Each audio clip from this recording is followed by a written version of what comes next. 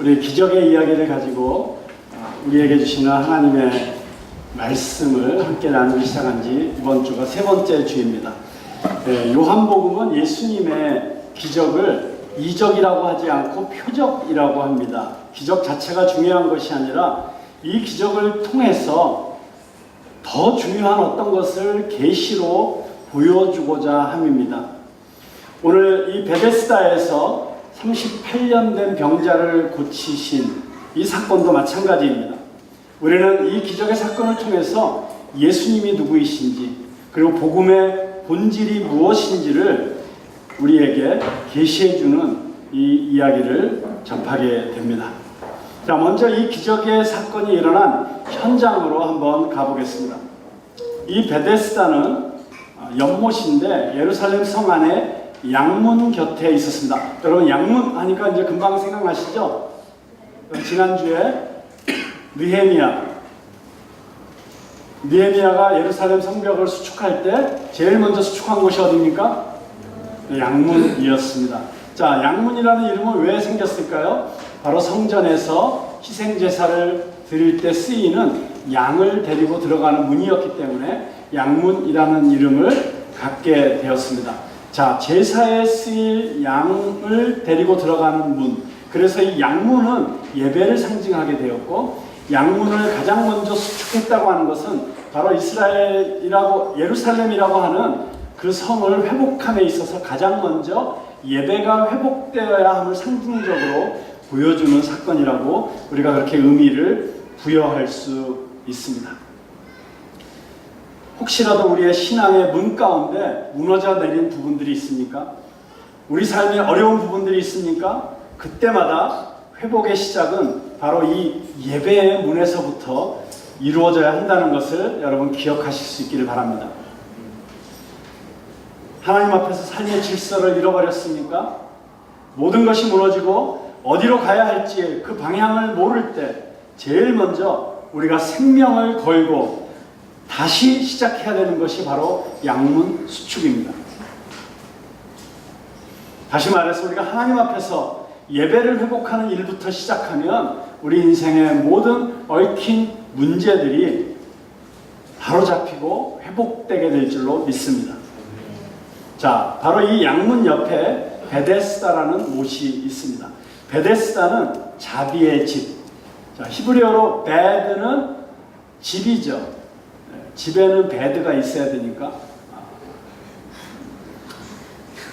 미안해요. 뭔가 좀 멋지게 말장난을 해보고 싶었는데. 근데 어쨌든 베드는 히브리어로 집이라는 뜻이에요. 그래서 베들레헴은 떡집. 자, 예수님께서 생명의 떡으로 이 땅에 오셨는데 그 예수님이 오신 곳이 떡집이라는 이름을 가진 베들레헴이라는 것도 참 굉장히 상징적이죠. 이렇게 어쩌면 막 유치해 보일 정도로 이렇게 딱딱 들어맞게 하시면서 우리에게 뭔가 메시지를 주시고 싶어하는 그 하나님의 어떤 안타까움이 이런 것들에 막 나타나 있지 않나 하는 생각이 들어요. 생명의 떡이신 예수님이 베들레헴 떡집을 통해서 이 땅에 오셨다. 자, 그런데 헤세드는 자비 또는 은혜라는 뜻이죠. 그러니까 합치면 자비의 집, 은혜의 집이라는 뜻을 가진 베데스다라는 연못이 있었습니다. 자, 그런데 이 연못에는 한 가지 전설이 있었어요. 천사가 내려와서 가끔 내려와서 물을 휘저어 놓는데 그렇게 한번 물을 휘저어 놓은 다음에 누구든지 가장 먼저 그 물속에 뛰어들면 그 사람의 어떤 병이든지 다 낫게 된다는 거예요.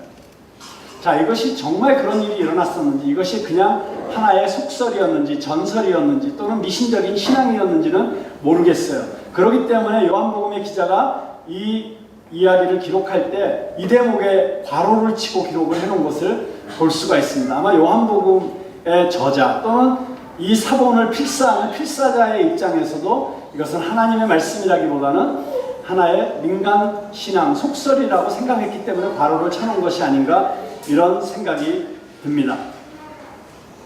자, 중요한 것은 사람들이 믿었다는 것이죠. 믿었기 때문에 수많은 병자들이 병 낫기를 소망하면서 이 베데스다 연못에 몰려들었습니다. 자, 이 과학과 의술이 발달한 이 시대에도 어느 병원에서 용하게 무슨 병을 잘 고친다. 그러면 정말 돗대기 시장처럼 사람들이 몰려듭니다. 이 압구정동에만 해도 세림소아과 들어보신 적 있어요? 여러분 들어봤으니까 없지, 애가 없으니까. 근데 애를 키워본 사람은 다 들어봤어요. 정말 대단한 소아과예요. 아이들이 바글바글합니다. 무슨 아픈 애들이 그렇게 많은지. 보통 가면 한 시간 기다리는 거 보통이에요. 어떤 때는 2시간도 기다려요. 근데 정말 그 의사 선생님을 만나보면 아, 이렇게 기다릴 보람이 있었구나 이런 생각이 들도록 그렇게 하세요. 자, 아이들 병 잘 본다는 얘기만 들어도 문전성시를 이루고 있는 시대. 아픈 사람들이 낫고자 하는 열망이 얼마나 강렬한지는 아파보지 않은 사람은 이해할 수가 없어요. 그러니까 그 물에 들어가기만 하면 낫는다는 소문이 퍼졌을 때 정말 이곳저곳에서 모든 시도 다 해보고 결국 낫지 않아서 이제는 소망이 없구나 생각했던 사람들이 마지막 지푸라기 하나 잡는 심정으로 절박한 눈빛으로 절박한 몸짓으로 모여드는 곳이 바로 베데스다였다고 하는 것입니다. 정말 자비를 구하고 은혜를 구하면서 몰려드는 말 그대로 자비의 집, 은혜의 집. 제가 이 베데스다를 생각하면 제 머릿속에 떠오르는 장면이 하나 있어요. 제가 20대 때 유럽 배낭여행을 했었거든요. 정말 아무런 생각 없이 아무런 계획 없이 여행을 떠났기 때문에 어디로 가는지도 모르고 그냥 되는 대로 시간만 맞으면 아무 기차나 타고 아무 데나 막 가던 시절이었어요. 그런데 그러다가 남부 보르도를 가서 보르도에서 또 기차를 타고 원래는 스페인으로 갈 생각이었는데 스페인 가기 전에 루르드라는 곳이 있다는 거예요. 거기 꼭 한번 가보라고 누가 얼핏 얘기해 주는 말을 듣고 갔어요. 피레네 산맥에 정말 예쁜 산골짜기를 시골 기차를 타고 이렇게 가다가 갑자기 역에 내렸는데 깜짝 놀랄 광경이 펼쳐진 거예요. 그 깊은 산골에 정말 거대한 성전이 지어져 있고요. 그리고 마침 그 성전 앞에서 그날 야외 미사를 드리고 있는데 수천 명이 모여서 예배를 드리고 있어요. 미사를. 캐톨릭 성당이니까. 미사가 끝난 다음에 이 사람들이 행진을 하는 거예요. 기도하면서. 왜? 그 기도하면서 하는 행진이 있죠. 그래가지고 그 성당 주위를 이렇게 돌면서 기도를 하는데 봤더니 앞에는 휠체어 부대가 먼저 한 몇백 명이 이렇게 쫙 따라가고 그 다음에 이렇게 짚은 사람이 목발 짚은 사람들 그리고 이런저런 병으로 아픈 사람 정말 그렇게 많은 환자들이 나중에 알고 보니까 이 사람들이 전 세계에서 몰려온 사람들이에요. 그래가지고 간절한 낫기를 갈망하는 마음을 가지고 그렇게 행진을 하고 있는 거예요. 왜 이런 일이 일어났을까요? 그 산골짜기에? 바로 그곳 루르드에서 약 150년 전쯤에 성모 마리아가 나타났다. 그래서 성모 마리아가 어떤 어린 소녀에게 나타나서 그 소녀에게 어떤 지점을 가르쳐 주었는데 거기 가봤더니 샘물이 솟아나고 있었다. 근데 그 샘물을 먹고 그 선물로 목욕을 하면 병이 다 나았다는 거예요. 공식적으로 캐톨릭 교황청에서 그곳에서 일어난 치유의 기적이 보고된 게 기적이라고 확인된 것만 66건 그리고 그렇게 기적으로 공식 공인은 받지 못했지만 약 4,000건 정도의 치유의 기적이 그동안 일어났다는 거예요. 근데 모르겠어요. 최근에도 정말 그렇게 기적이 일어났는지 한때 그런 기적들이 막 일어났었는지 모르겠지만 그러나 그곳에서 그런 기적이 일어날 수 있다는 소망만으로도 전 세계에서 그렇게 많은 사람들이 몰려들어요. 거기 가면 꼭 해야 되는 게 있어요. 침수가 뭐냐면 이런 욕조가 있는 목욕탕이 있는데 거기 가서 그 바로 샘물에 목욕을 하는 거예요. 근데 목욕을 오래 할 수도 없어요. 그냥 딱 가면 옷 벗고 들어가면 양쪽에 보조하는 사람들이 붙잡고 물속에 한번 푹 담갔다가 꺼내줘요. 기다리는 사람이 너무 많아갖고 머물 수가 없어. 그냥 물 한번 잠겼다가 나오는 거예요. 그래서 저도 이제 그걸 하려고 가서 이제 탈의실에서 옷을 벗는데 옆에 있는 사람들 보니까 다 환자들이에요. 어떤 환자들? 피부병 환자들. 갑자기 제 마음이 아니 나는 뭐 별로 아픈 데도 없는데 굳이 내가 이 물을 들어가 봐야 되나. 근데 그래도 한번 들어가 보고 싶은 마음도 생기고 괜히 들어갔다가 저 피부병들 막 나한테 옮으면 어떡하나 막 이런 생각이 들어갖고 아주 복잡한 신경으로 그 물에 들어갔어요. 또 물속에 푹 잠겼다 나왔더니 이렇게 성모 마리아 조각상을 입에다 딱 대주면서 키스를 하래 또. 그래서 또 내가 이거 키스를 해야 되나 말아야 되나 또 위생적인 이유도 있고 뭐 여러 가지 뭐 그래서 하여튼 별로 그렇게 막 나았다 뭐 이런 뭔가 몸이 좋아졌다. 그동안 이렇게 여드름 났던 것도 다 없어지고 뭐 이런 느낌이 아니라 좀 찝찝하게 나왔지만 어쨌든 저에게는 특별한 경험이었어요. 그러면서 그때의 그 분위기 잊혀지지가 않아요. 평생 잊혀지지가 않아요. 정말 그 병 낫기 원하는 사람들의 그 간절함이 모여있는 그곳, 그 사람들의 애절한 눈빛, 정말 마지막 희망, 그런 분위기, 그게 바로 오늘 성경에서 말하는 이 베데스다의 분위기였다고 할 수 있겠습니다. 자, 그런데 문제는 이거예요. 그런 간절한 소망을 가진 사람들이 몰려들었는데 이 베데스다는 심각한 문제가 있었어요. 심각한 딜레마가 있는 곳이에요. 뭐냐? 자, 물이 동할 때 가장 먼저 들어가는 사람만 낫을 수 있어요. 그럼 여러분 무슨 문제가 생겨요? 자, 물이 동할 때 제일 먼저 들어가는 사람은 어떤 사람입니까? 누가 제일 먼저 들어갈 수 있어요? 그 환자들 중에서 제일 건강한 사람. 병으로 치면 별것도 아닌 병. 뭐 쌍꺼풀 수술해가지고 후유증이 있어갖고 뭐 거기 와서 그거라도 좀 흉터라도 없애볼까? 아니면 뭐 간단하게 손가락이 부러져갖고 잘 안 붙었다던가 뭐 이런 정도의 병을 가진 사람이 제일 먼저 달려 들어갈 수가 있죠. 소경, 절름발이, 중풍병자, 정말 이런 병을 가진 사람들은 감히 제일 먼저 들어가는 것을 꿈도 꿀 수 없는 거예요. 그러니까 꼭 필요한 사람은 접근도 할 수 없고 들어가거나 안 들어가거나 똑같은 사람들이 제일 먼저 들어갈 수 있는 그런 모순된 장소가 바로 이 베데스다였던 것입니다. 여러분, 못에 들어가야 되는 이유가 무엇입니까? 병이 낫기 위해서입니다. 근데 어떻게 해야 못에 들어갈 수 있어요? 남보다 건강해야 들어갈 수 있습니다. 근데 건강하면 들어갈 필요가 없습니다. 이게 이 베데스다의 모순이죠. 근데 여러분, 이 베데스다의 딜레마가 바로 온 인류의 딜레마였습니다. 우리가 하나님 앞에 서기 위해서는 어떻게 해야 됩니까? 율법대로 순종해야 돼요. 그것도 완벽하게. 근데 율법대로 순종하기 위해서는 어떻게 해야 됩니까? 우리가 영적으로 건강하고 능력이 있어야 합니다. 근데 문제는 우리 모두가 영적으로 다 파산한 상태였다는 것입니다. 하나님의 율법을 다 지킬 수 없는 사람들이었습니다. 로마서 7장 18절 19절에 보면 사도 바울이 이렇게 자기 자신에 대해서 고백하죠. 내 속, 내 육신에 선한 것이 거하지 않는 줄을 내가 아노니 원함은 내게 있으나 선을 행하는 것은 내게 없노라. 내가 원하는 바 선은 아니하고 도리어 원치 않은 바 악은 행하는도다. 여러분, 이것이 인간의 실존이고 저와 여러분의 실체 아닙니까? 정말 순종하고 싶은데 순종할 능력이 없습니다. 정말 끊어버리고 싶은데 끊을 수가 없습니다. 주님께 나와서 주께 부르짖고 헌신하고 싶은데 몸이 움직이지 않는 그런 연약한 존재가 바로 나라는 데 문제가 있는 것 아닙니까? 이 베데스다는 그래서 율법 아래에 있는 인간의 모습을 상징하고 있습니다. 얼른 보면 구원의 가능성이 있는 것 같은데 자세히 보면 철저한 절망이요 철저한 좌절을 알려주는 저주의 현장이라는 것을 볼 수가 있습니다. 자, 이 사실을 좀 다시 풀어서 설명하면 이렇게 얘기해 볼 수 있을 거예요. 자, 하나님께서 모든 인간이 다 죄를 지어서 멸망당하고 죽을 수밖에 없는데 인간들에게 그래도 구원의 희망을 주시기 위해서 이런 조건을 어느 날 내거셨어요. 자, 여기 한 사람이 있다. 누구든지 이 사람하고 100m 달리기 시합을 해갖고 이기는 사람은 내가 무조건 모든 죄를 다 용서해주고 천국에 들어갈 수 있도록 구원해주겠다. 희망이 생겼어요. 와, 100m 달리기 연습을 죽어라고 합니다. 정말 몸도 만들고, 운동하고, 살도 빼고, 뭐 해가지고, 정말 나 나름대로 최고로 빨리 달릴 수 있는 몸 상태를 딱 만든 다음에 제가 도전하겠습니다. 그리고 딱 갔어요. 근데 하나님께서 이 사람이라고 한 그 사람이 누구냐면 볼트야. 여러분, 이길 수 있어요, 없어요? 여러분이 아무리 노력해도 그 사람보다 빨리 달릴 수 있어요, 없어요?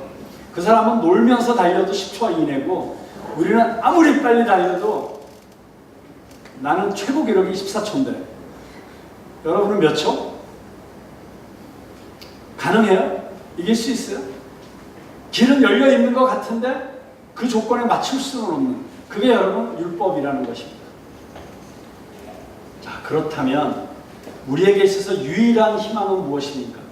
그것은 바로 율법의 방법을 포기하는 것입니다.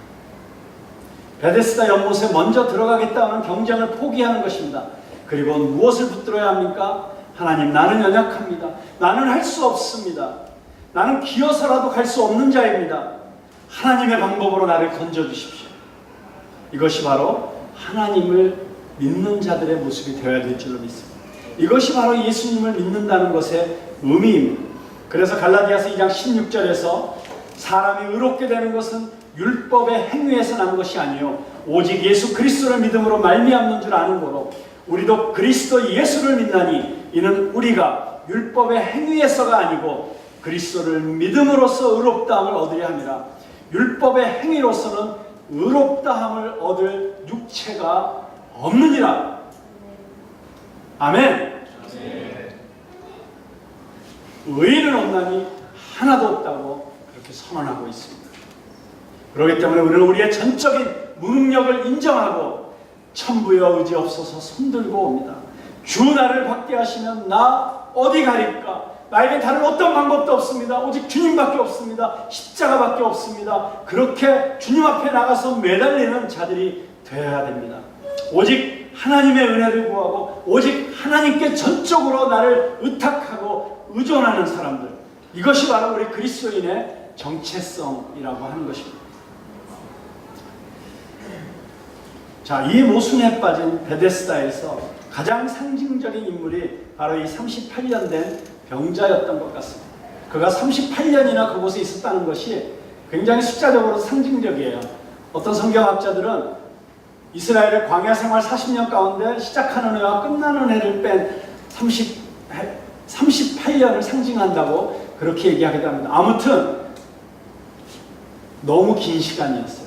오랜 시간이었어요. 아마 그곳에 있는 환자들 중에서 가장 오랜 시간을 그곳에서 머물러 있었던 사람이 아닐까 싶습니다. 그는 이제 어떤 소망도 없습니다. 긴 병에 효자 없다는 말이 있는데 모든 사람이 아마 그를 떠났던 것 같습니다. 왜냐하면 7절에 보니까 그가 예수님에게 이렇게 말을 해요. 물이 동할 때 나를 못에 넣어줄 사람이 없어. 한 사람이 없다는 거예요. 헬라어 원문으로 보면 안드로폰 우 게코, 영어 성경으로 보면 I have not a man, 한 사람. 그 한 사람이 없어. 어떤 사람? 나를 도와줄 사람, 내 옆에 있어줄 사람, 그리고 물이 동할 때 나를 그 물에 넣어줄 사람, 그 한 사람이 없어서 나는 절망 가운데 있다는 거예요. 단 한 사람이 없어서 고독해하고 절망하는 모습. 그런데 오늘 이 성경의 이야기 가운데 예수님께서 바로 그 한 사람이 되어주십니다.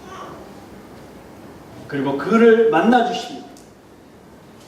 자, 이 이야기를 이제 예수님에게 초점을 맞추어서 다시 한번 살펴보겠습니다. 자, 이 기적의 이야기는 언제 이야기입니까? 언제 일어난 일입니까? 유대인의 명절 때. 어느 명절인지는 성경에 기록되어 있지 않습니다. 그러나 어느 명절이든지 상관없이 그 풍경은 아마 비슷했을 거예요. 여러분, 우리나라는 명절이 되면 도시에서 시골로 내려가는 게 명절 풍경이죠. 근데 이스라엘에서는 명절이 되면 모든 시골로부터 예루살렘으로 다 올라왔습니다. 그래서 그 명절 때 예루살렘은 정말 발 디딜 틈 없이 인산인해로 사람들이 가득 차는 때였어요.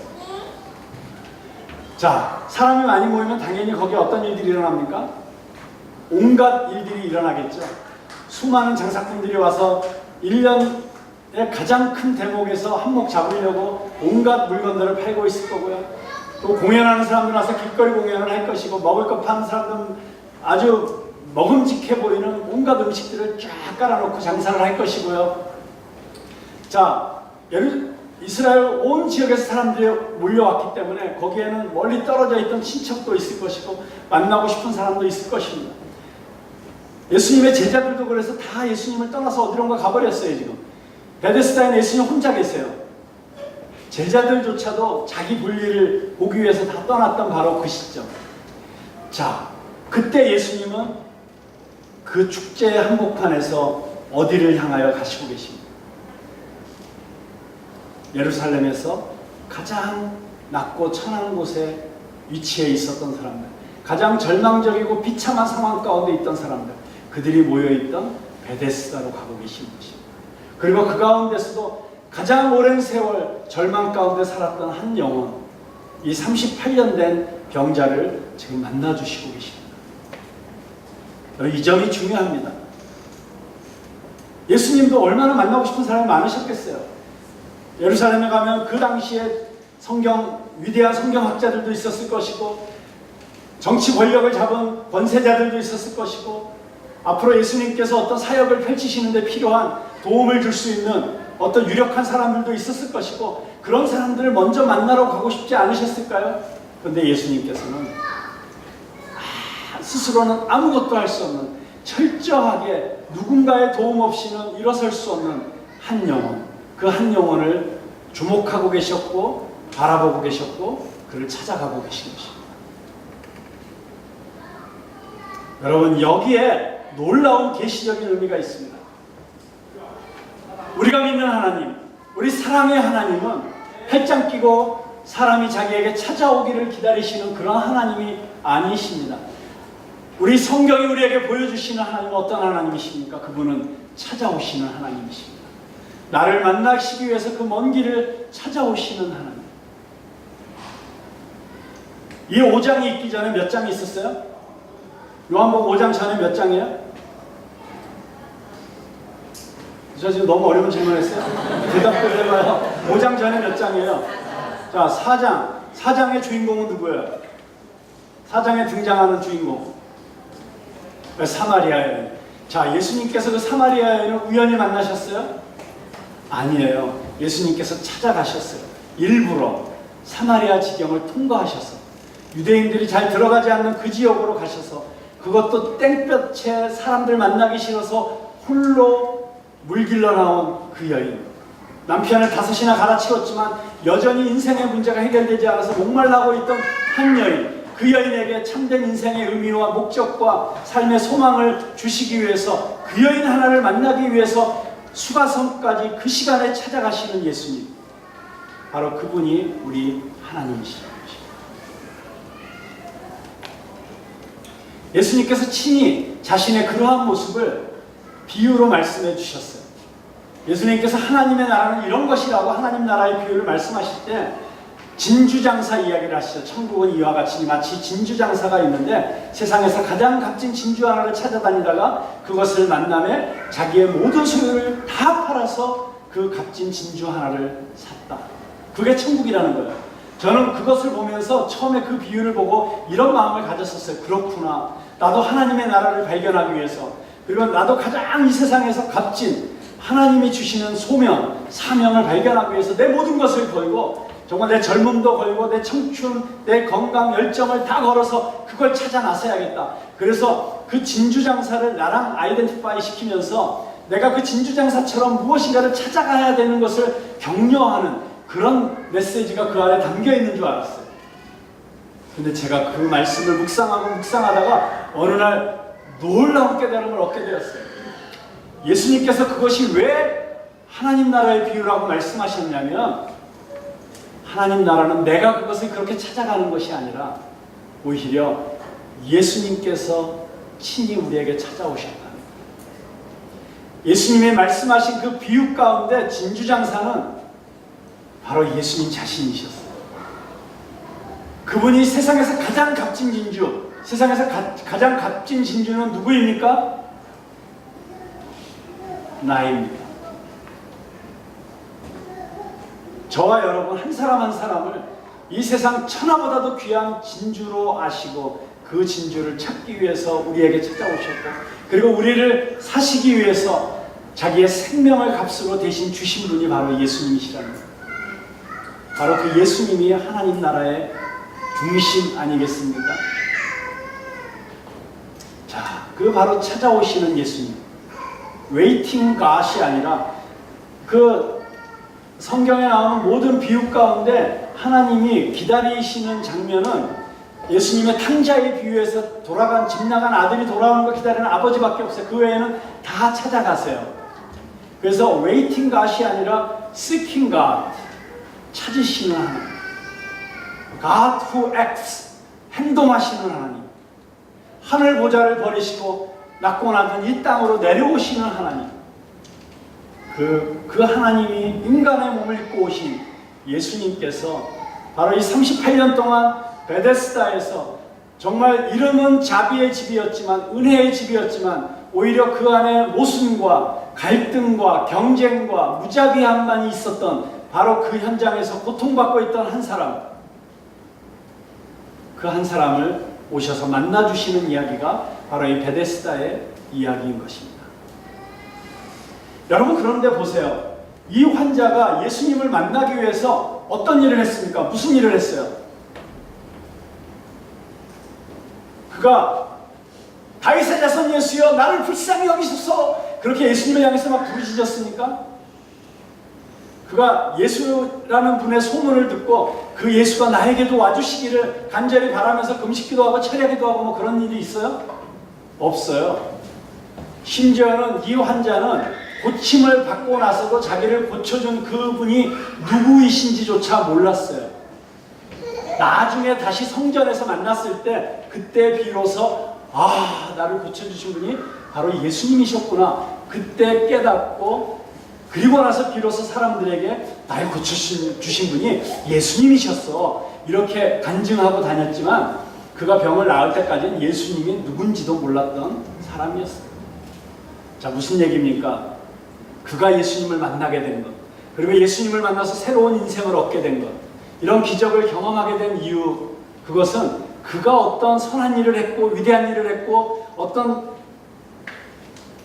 잘한 일을 했기 때문이 아니라 전적으로 하나님의 은혜였다는 것입니다. 전적으로 그를 찾아오셔서 먼저 주목하시고 찾아오시고 만나주시는 예수님의 절대 주권적인 은혜, 그 은혜 때문에 그 만남이 가능했다는 것입니다. 그 은혜가 저와 여러분에게도 동일하게 임했었죠. 그렇기 때문에 여러분이 예수님 만났고 예수님을 주로 고백하고 구원받은 하나님의 백성으로서 이 예배 자리에 있는 것 아니겠습니까?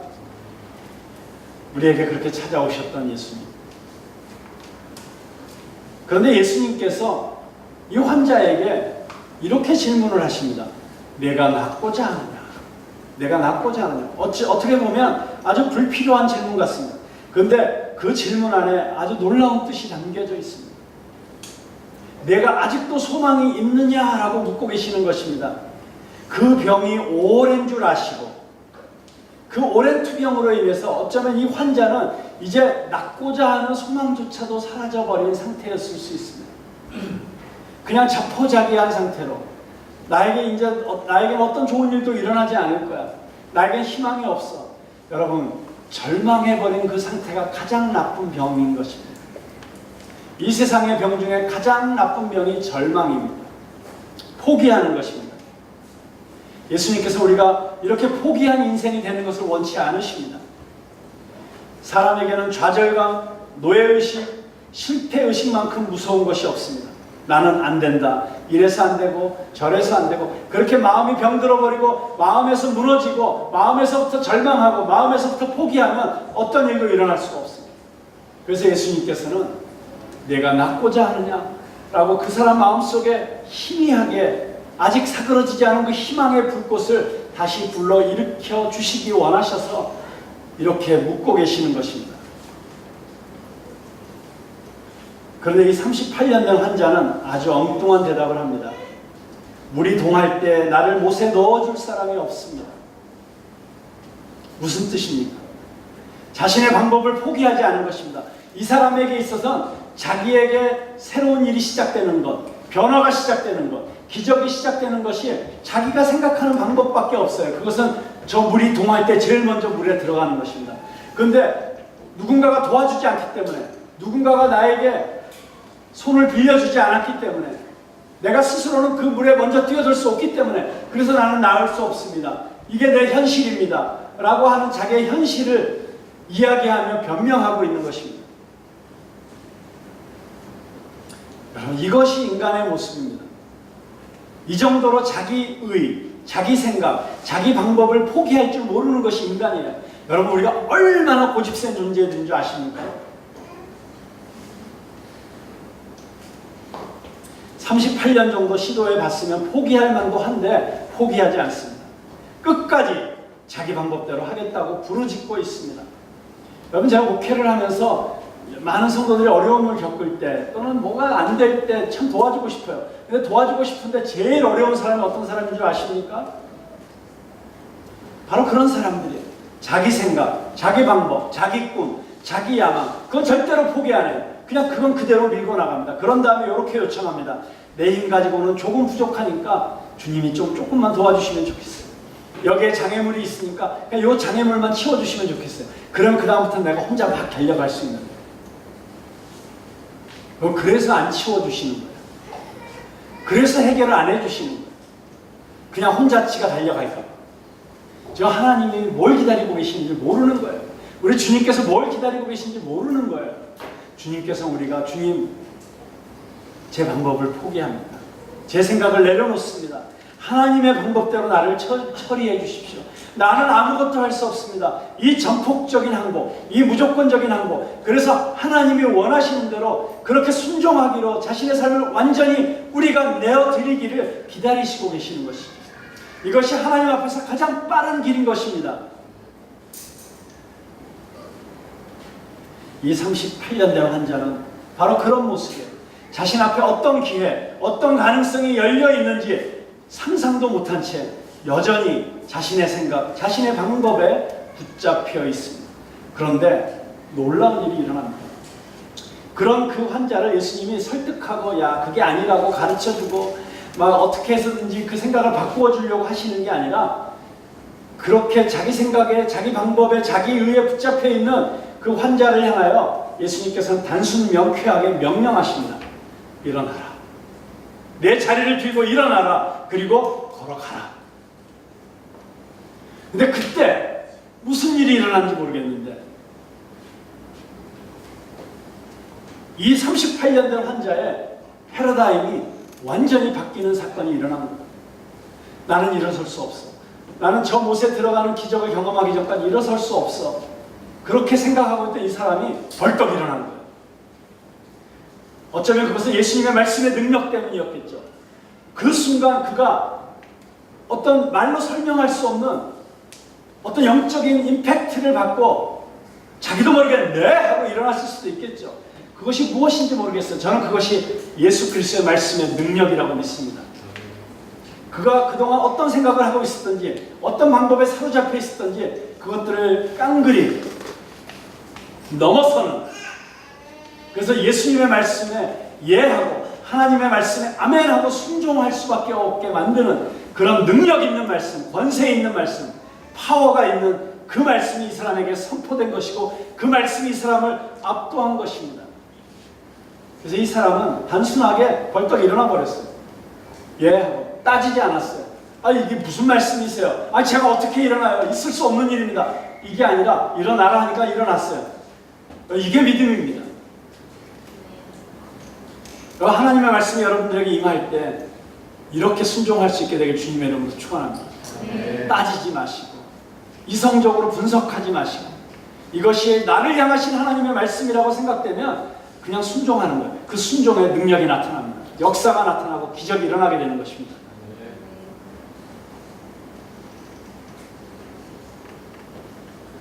38년 동안이나 불가능했던 일이 지금 이루어지고 있습니다. 모든 비참했던 과거를 다 잊어버리고 오직 말씀에 순종하여 일어납니다. 자신의 처지나 과거 따위는 상관하지 않았습니다. 일반적인 경험이나 철학도 상관하지 않았습니다. 일어나라 하니 예 하고 일어났을 뿐입니다. 여기서 예수님의 명령은 세 가지였어요. 첫째는 일어나라입니다. 일어날 수 없는데, 불가능한데, 우리 이성적으로 있을 수 없는 일인데 일어나라라고 명령하십니다. 인간으로서는 할 수 없는, 우리 생각으로는 가능하지 않은 그 일을 하라고 하는 것입니다. 두 번째는 그 자리를 들고 일어나라고 하는 것입니다. 내가 지금까지 의존하고 있었던, 내가 지금까지 너의 마치 집인 것처럼 그렇게 누워 있었던 바로 그 자리, 그나마 의지하고 있었던, 너의 몸을 기댈 수 있었던 그 자리를 거두라는 것입니다. 과거로부터 벗어나라고 하는 것입니다. 너의 하나님이 아닌 너의 안정감을 두고 있었던, 내가 의지하고 있었던 그것이 무엇이든지 간에 그것으로부터 벗어나라고 하는 명령인 것입니다. 그리고 자리를 들고 걸어가라. 새 출발을 하라는 것입니다. 미래를 향하여. 저는 어쩌면 이 자리에 있는 우리 청년들에게 우리 주님께서 오늘 동일한 명령을 하시고 계시다고 믿습니다. 일어나라. 절망의 자리에서 일어나라. 좌절의 자리에서 일어나라. 의심의 자리에서 일어나라. 포기의 자리에 엎어져 있는 그곳에서 일어나라. 그 상처의 그 늪에서부터 일어나라. 중독과 습관적인 죄와 반복되는 패배의 사슬을 끊고 일어나라. 넘어져 있었다면, 엎드려져 있었다면, 주저앉아 있었다면 일어나실 수 있기를 바랍니다. 그리고 내가 의지하고 있었던 과거의 어떤 것으로부터 벗어날 수 있게 되기를 바랍니다. 그리고 오늘로부터 새롭게 한번 출발해 보십시다. 이 음성이 들려질 때 아멘 하고 응답하는 자들에게 오늘도 기적은 일어납니다. 이 음성이 들려지면 그동안 우리를 싸고 있었던 어둠이 물러가는 것을 보게 됩니다. 막혔던 담이 허물어지는 것을 보게 됩니다. 내 몸이 치유되는 것을 보게 됩니다. 깨어졌던 관계가 회복되는 것도 보게 됩니다. 재정적으로 힘들었고 어려웠던 것들이 풀려지면서 하나님이 길을 열어서 축복하시는 것도 보게 될 줄로 믿습니다. 우리 청년들에게서 제일 힘들고 어려운 부분들이 진로 문제, 결혼 문제 이런 것들이잖아요. 그래서 낙심하고 실망하고 좌절하고 어려워하고 주님의 손을 붙잡고 할 수 있다라고 주님과 함께라면 가능하다고 믿고 믿음으로 다시 한번 새롭게 출발해 볼 수 있기를 바랍니다.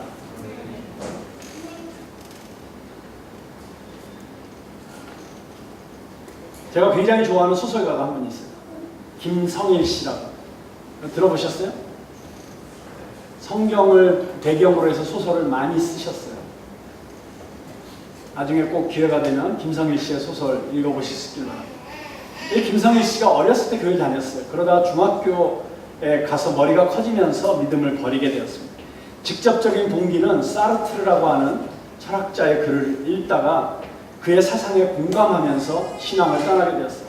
자유의 길이라는 사르트르의 사상은 어떤 사상이냐면 누구든지 자기 의식대로 살아야 하고 그러다가 저지르는 행동은 전적으로 자기가 책임을 지면 된다고 하는 사상이었습니다.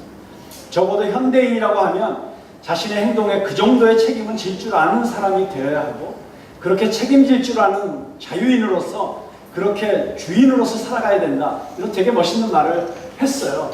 근데 그 말에 철저하게 공감을 하면서 자기가 자기 인생을 보니까 째째하게 날마다 주여 주님한테 애걸하고 그렇게 사는 모습이 너무 시시해 보이고 우스워 보이면서 자기 스스로 자기 행동을 책임지겠다는 그런 마음으로 스스로 살아보겠다는 결심을 하고 예수님을 마음속에서 지워버렸습니다.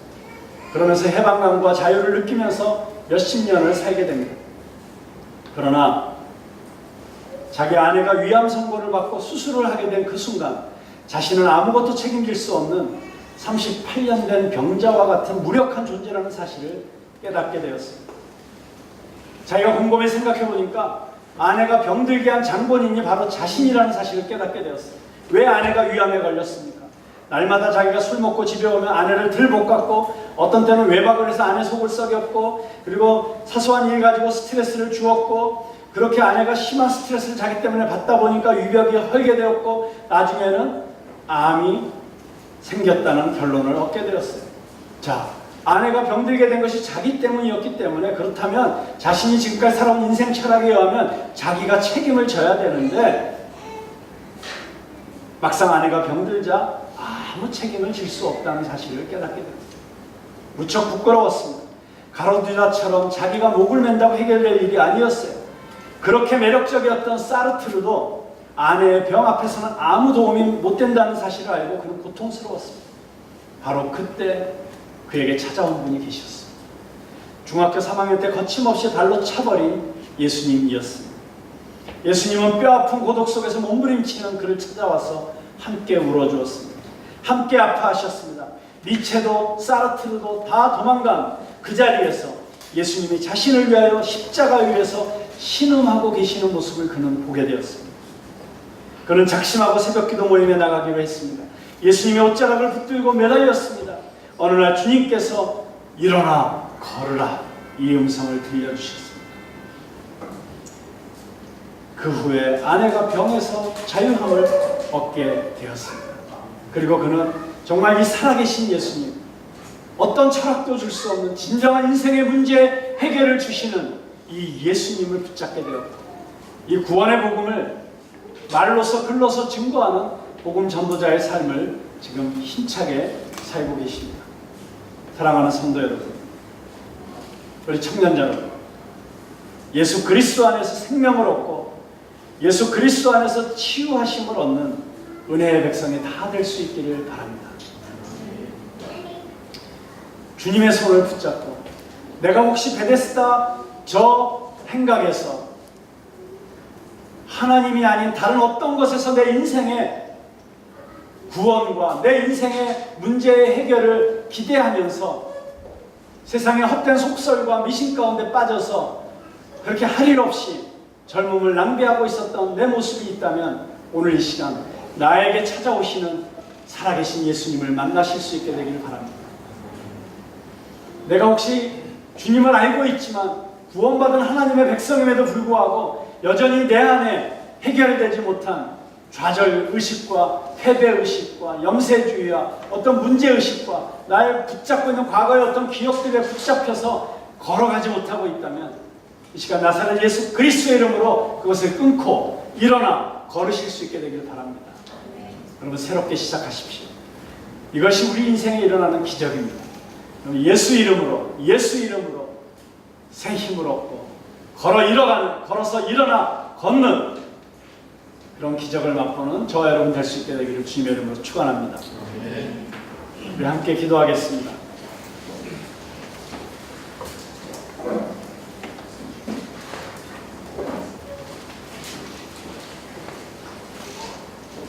우리 이 시간에 합심해서 기도할 때